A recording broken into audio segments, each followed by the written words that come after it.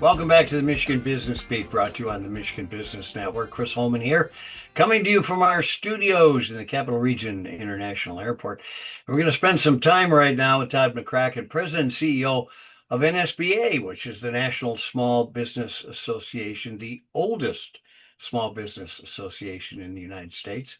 And ironically, with offices in Washington, he is this morning waking up in Colorado. How you doing? I'm good, Chris. How are you? It's great to be with you. Good. Very good. Good to see you, my friend. We were kind of talking off air, and this is off script, but I wanted to ask you. You just released your economic report a hmm little before ours, and I wanted to see what you all found. Yeah, well, we found, higher levels of kind of, I wouldn't say exactly pessimism, but worry and uncertainty than we've seen for a while. Companies, well, they're more optimistic about their own companies than they are about the overall economy. They're less optimistic about their own companies than they were a year ago or 6 months ago, which is interesting. I will hasten to add that the survey was in the field at the exact moment that the stock market was going down, tariffs were being announced, and all that kind of stuff. So they were really hearing a lot of negative economic coverage.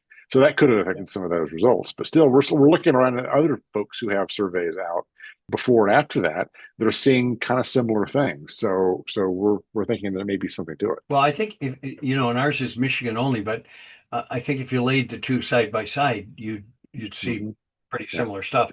We came out a little after you, so we were over that aberration of the stock market and all that stuff. So, but they're feeling still good about their companies. You're absolutely right. And in ours, it showed they all felt Michigan was a great place to do business, but they're not excited about revenues and profit in the future. Yeah, I think that's right. And they're not really foreseeing that much growth in the relative near term.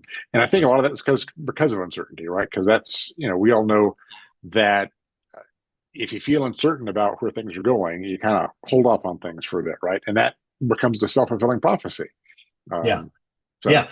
Well, and especially in small business, because there's right. usually an owner or manager or something there that kind of drives how they feel about Yep. buying their upcoming materials. Hey, That's listen, right. let's talk a little bit about the condition in Washington. And I mean, you've got to be besieged with, hey, this is happening. What can you do about it? Right. Right? Yeah. Well, I mean, we have a lot of small companies that are really directly impacted by the tariffs, and they don't know what's going to happen, and they're not sure how to plan. Should they think about redoing their supply chain? Should they hold tight because it's all going to blow over in a few weeks or a couple of months, right? And that's those folks are really having a lot of uncertainty.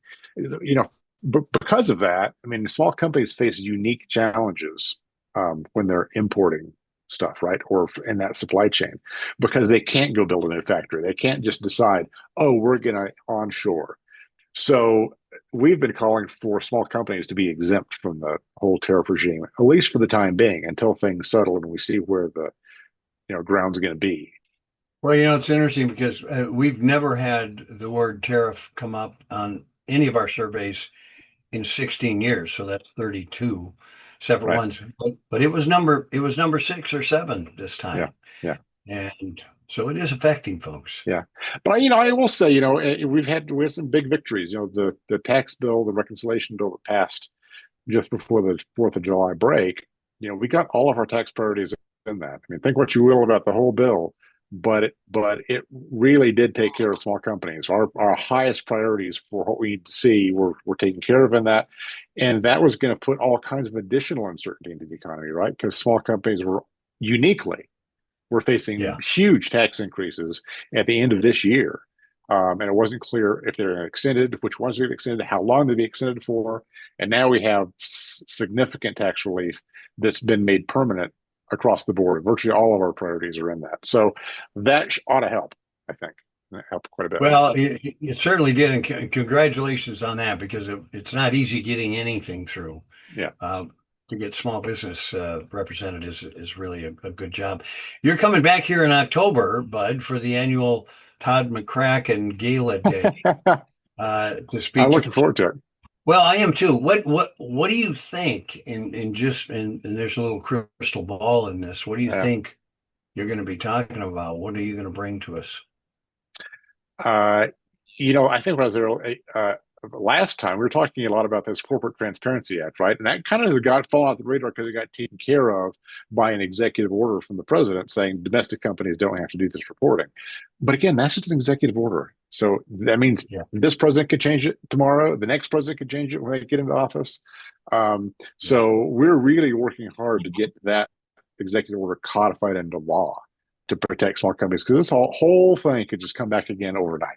So I'll talk a little bit about that, I think. But also, we're in an atmosphere where we can, I think, get a lot of regulatory changes. We've just got a brand new Senate-approved chief counsel for advocacy at the SBA, which is the first time that job has been filled since the Obama administration. We think there's a real opportunity to rethink a lot of federal regulations on small companies. And so we're going to talk about what that might look like, which ones might be the highest priorities, and how we can get the changes we need.